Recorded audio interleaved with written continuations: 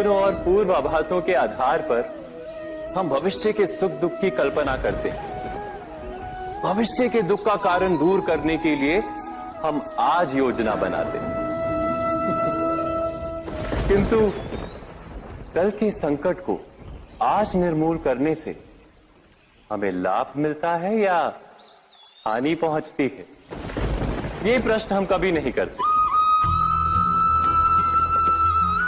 सत्य तो ये है कि संकट और उसका निवारण साथ जनते हैं, व्यक्ति के लिए भी और सृष्टि के लिए भी। नहीं, आप अपने भूतकाल का स्मरण कीजिए, इतिहास को देखिए। आप तुरंत ही ये जान पाएंगे कि जब जब संकट आता है तब तब उसका निवारण करने वाली शक्ति भी जन्म लेती है। यही तो जगत का चलन है।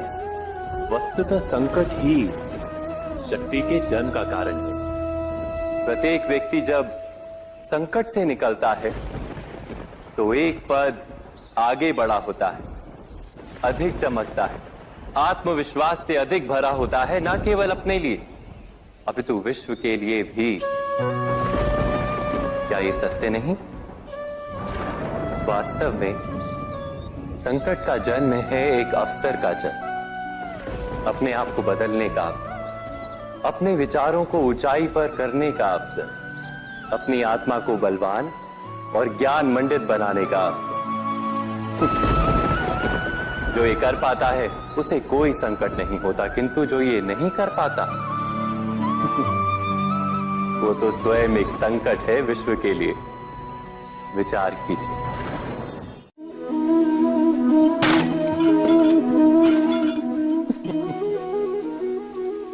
कभी कभी कोई घटना मनुष्य के जीवन की सारी योजनाओं को तोड़ देती और मनुष्य उस आघात को अपने जीवन का केंद्र मान लेता।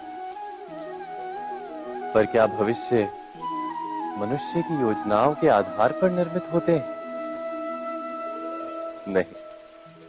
जिस प्रकार किसी ऊंचे पर्वत पर सर्वप्रथम चढ़ने वाला उस पर्वत की तलाई में बैठकर जो योजना बनाता है, क्या वही योजना उसे उस पर्वत की चोटी तक पहुंचाती है?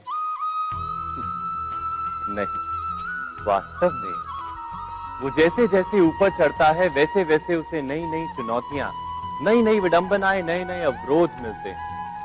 प्रत्येक पद पर वो अपने अगले पद का निर्णय करता है। प्रत्येक पद पर उसे अपनी योजनाओं को बदलना पड़ता है। कहीं पुरानी योजना उसे खाई में ना ढकेल दे।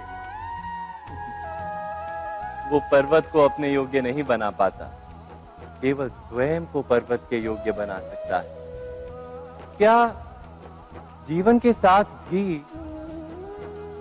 ऐसा ही नहीं?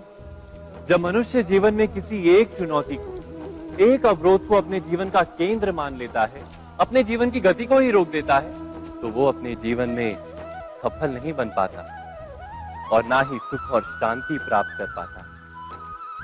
अर्थात जीवन को अपने योग्य बनाने के बदले स्वयं अपने को जीवन के योग्य बनाना ही सफलता और सुख का एकमात्र मार्ग नहीं। स्वयं विचार कीजिए।